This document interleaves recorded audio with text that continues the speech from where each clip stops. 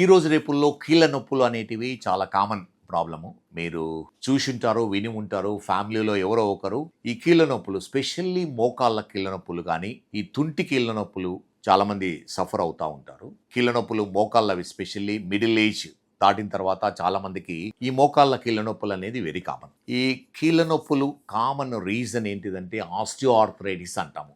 ఈ osteo arthritis అంటే wear and tear arthritis. ఈ osteo arthritis primary osteo arthritis అంటాము. అంటే ఏ రీజన్ లేకుండా వచ్చే ఆర్థరైటిస్. జనరల్ ఇది 50-60 ఇయర్స్ ఏజ్లో వస్తూ ఉంటుంది. కానీ ఇంకొకటి సెకండరీ ఆస్టియో ఆర్థరైటిస్ అంటాం. Secondary osteo arthritis completely preventable osteo arthritis. ఈ సెకండరీ ఆస్టియో ఆర్థరైటిస్ ఎందుకు వస్తుందంటే, ఎవరికైతే ప్రీవియస్ హిస్టరీ ఆఫ్ ఇంజురీస్ అంటే కింద పడి మోకాలు దెబ్బ తగిలిందో, ఏది స్పోర్ట్స్ చేయడం వల్ల, sports games, bike accident, slip and fall వల్ల మోకాలు జాయింట్కు ఇంజురీ అయి పెయిన్ స్వెల్లింగ్ వచ్చి కొన్ని రోజుల తర్వాత తక్కువ అవుతుంది. కానీ అది కంటిన్యూస్గా సిమ్టమ్స్ వస్తూ ఉంటాయి. ఓసారి లిగమెంట్ ఇంజరీస్ కానీ, కొన్ని మెనిస్కల్ ఇంజరీస్ కానీ సిమ్టమ్స్ లేకుండా కూడా ఉంటాయి ఒకసారి. జనరల్లీ లిగమెంట్ ఇంజరీస్ ఎలా ఉంటాయంటే ఏసీఎల్, పీసీఎల్ గివింగ్ వే సిమ్టమ్స్ ఇస్తుంటాయి. అంటే మనం నడుస్తూ కింద పడినట్టు సెన్సేషన్ ఉంటుంది. మెట్లు ఎక్కడం దిగడం ఇబ్బందికరంగా ఉంటుంది. అదేవిధంగా మెనిస్కల్ ఇంజరీస్ ఉంటే లాకింగ్ అంటాం. నడుస్తూ ఉన్నప్పుడు ఈ నీ జాయింట్ లాక్ అయిపోతుంది. ఎవరికైతే ఈ సిమ్టమ్స్ ఉన్నాయో మీరు తప్పనిసరిగా డాక్టర్ స్పెషలిస్ట్ దగ్గరికి వెళ్ళి ఎగ్జామిన్ చేసుకొని కొన్ని టెస్టులు చేయించుకోవాల్సి ఉంది. చాలా వరకు ఏమవుతుందంటే ఈ ఇంజరీస్ తర్వాత డాక్టర్ దగ్గరికి వెళ్ళినప్పుడు ఎక్స్రే తీస్తారు మోస్ట్ ఆఫ్ ది టైం. ఆ ఎక్స్రేలో బోన్ ఇంజరీస్ ఉంటేనే తెలుస్తాయి, డయాగ్నోసిస్ అవుతుంది. కానీ లిగమెంట్ ఇంజరీసు, మెనిస్కల్ ఇంజరీసు ఎక్స్రేలో తెలియదు. ఎవరికైతే ఎక్స్రే నార్మల్గా ఉండి కంటిన్యూస్ సిమ్టమ్స్ ఉన్నాయనుకోండి, పెయిన్, స్వెల్లింగ్, లాకింగ్ కానీ, గివింగ్ వే, కంపల్సరీ మీరు ఎంఆర్ఐ స్కాన్ చేసుకోవాల్సి ఉంటుంది. ఈ ఎంఆర్ఐ స్కాన్ చేసుకోవడం వల్ల ఏమవుతుందంటే మనకు ఆ మెనిస్కల్ ఇంజరీయా, లిగమెంట్ ఇంజరీయా తెలుస్తుంది. ఒకవేళ మనము ఇది తొందరగా ఎర్లీ స్టేజెస్లో డయాగ్నోసిస్ చేసినట్టయితే మెనిస్కల్ ఇంజరీ రిపేర్ చేయొచ్చు, ఏసీఎల్ ఇంజరీ కూడా రిపేర్ చేయొచ్చు, నార్మల్ని ఇవ్వడానికి పాసిబిలిటీ ఉంది. ఈ ఇంజరీస్ కంప్లీట్గా ట్రీట్ చేయడం వల్ల ఏమవుతుందంటే ఈ ఆర్థరైటిస్, స్పెషల్లీ సెకండరీ ఆర్థరైటిస్ అనేది కంప్లీట్గా ప్రివెంట్ చేయడానికి వీలవుతుంది. అదేవిధంగా జాయింట్ న్యూట్రిషన్ అనేది మనము నార్మల్ ఫిజికల్ యాక్టివిటీ వల్లనే వస్తూ ఉంటుంది. సో మనం ఎలా అంటే రెగ్యులర్ ఎక్సర్సైజెస్, రెగ్యులర్ వాకింగ్ కానీ, రెగ్యులర్ స్విమ్మింగ్, సైక్లింగ్ ఎక్సర్సైజెస్ చాలా ఇంపార్టెంట్, స్పెషల్లీ 40 అబోవ్ ఉన్న వాళ్ళకు. అండ్ ఎందుకంటే ఈ స్టేజ్ అయిన తర్వాత ఏమవుతుందంటే మన ఎముకలు బలహీనంగా అవుతాయి, కండరాలు బలహీనంగా అవుతాయి, జాయింట్స్ కూడా ఈ 2 రీజన్ల వల్ల ఎఫెక్ట్ కావడానికి పాసిబిలిటీ ఉంది. అందుకని one of the main preventive measure అని నేను చాలాసార్లు చెప్తా ఉంటాను. The best medicine for prevention of osteo arthritis or joint problem is exercise. Regular exercise అనేది చాలా ఇంపార్టెంట్.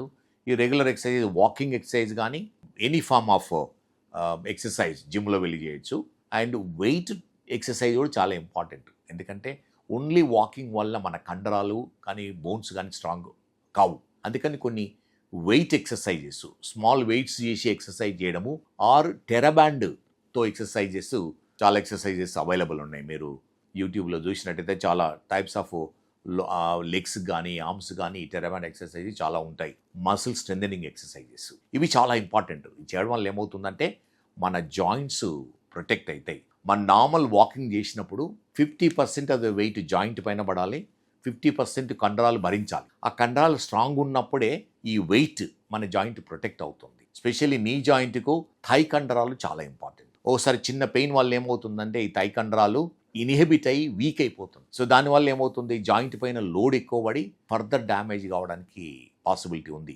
ఎవరికైతే ఎర్లీ ఆర్థరైటిస్ కానీ, ఎర్లీ జాయింట్ పెయిన్స్ వచ్చిన వాళ్ళు ఈ థై కండరాలు చాలా స్ట్రాంగ్ పెట్టాలి. ఈ కండరాలు స్ట్రాంగ్ చేయాలంటే వాటికి ఎక్సర్సైజెస్ ఉంటాయి. విఎంఓ ఎక్సర్సైజెస్ అంటాం. అంటే ఈ main most important muscle exercises చేయాలి. కొంచెం వెయిట్ బేరింగ్ ఎక్సర్సైజెస్, కొంచెము ఓ sand bag 1 kg weight ankle చుట్టూ పెట్టుకొని దాన్ని లేపడం వల్ల ఏమవుతుందంటే ఈ థై కండరాల మీద లోడ్ పడి స్ట్రాంగ్ అవుతుంటాయి. అదేవిధంగా మనం రోయింగ్ మిషన్ కానీ, క్రాస్ ట్రైనర్ కానీ చేయడం వల్ల కూడా ఈ థై కండరాలు స్ట్రాంగ్ చేయడానికి వీలవుతుంది. అదేవిధంగా మనము మంచి డైట్ అనేది, ఫుడ్ అనేది చాలా ఇంపార్టెంట్. ఈ ఫుడ్లో మనము మీకు తెలిసినట్టు జాయింట్లో కార్టిలేజ్ ఉంటుంది, అది కొలేజన్, టైప్ 2 కొలేజన్ ఉంటుంది. దాని కొరకు మనము గుడ్ ప్రోటీన్ డైట్ అనేది చాలా ఇంపార్టెంట్.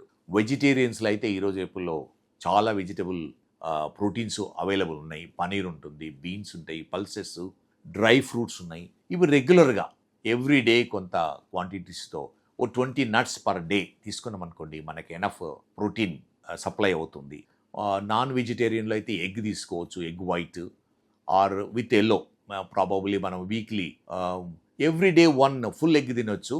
ప్రాబబ్లీ యంగ్ ఉన్న వాళ్ళు 4-5 ఎగ్ వైట్స్ తినడం వల్ల మనకు good quantity of protein available అవుతుంది. అదేవిధంగా చికెన్, మటన్, ఫిష్ తినడం వల్ల కూడా మనకు గుడ్ క్వాలిటీ ఆఫ్ ప్రోటీన్ దొరుకుతూ ఉంటుంది.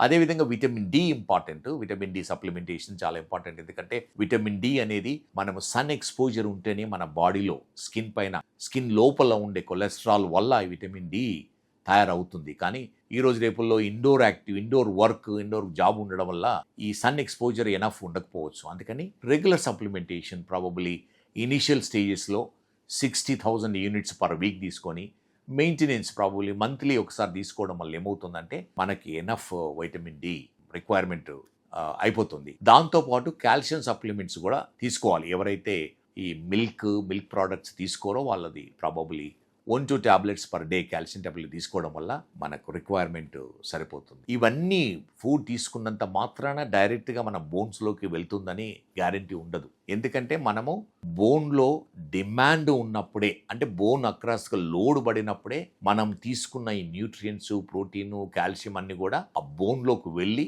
ఆ బోన్స్ను స్ట్రాంగ్ చేస్తూ ఉంటుంది. అందుకని ఈ మంచి ఫుడ్తో పాటు ఎక్సర్సైజ్ చేయడం అనేది చాలా ఇంపార్టెంట్. అదేవిధంగా ఎవరైతే రెగ్యులర్ ఎక్సర్సైజ్ చేస్తారో రెస్ట్ అనేది కూడా చాలా ఇంపార్టెంట్. ఎక్సర్సైజ్లో కంటిన్యూస్ ఎక్సర్సైజ్ చేయడం వల్ల ఏమవుతుందంటే మసిల్ ఫైబర్ స్టేర్ అయ్యి నొప్పి వస్తుంటుంది. అవి కంటిన్యూ చేసి ఏమవుతుందంటే డ్యామేజ్ కావడానికి ఉంటుంది. అందుకని మనము ఏ మసిల్ నొప్పి వస్తుందో ఆ మసిల్ ఎక్సర్సైజెస్ ఆపేసి కొంత బ్రేక్ ఇవ్వాల్సింది 1-2 డేస్. మళ్ళీ రిపీట్గా అదే మసిల్ ఎక్సర్సైజ్ చేయడం వల్ల ఏమవుతుందంటే మనం రికవరీ టైం ఇస్తుంటాం. సో ఈ విధంగా ఆర్థరైటిక్ ప్రివెంటివ్ మెజర్స్ అనేది అందరికీ తెలుసుకోవాల్సిన విషయం.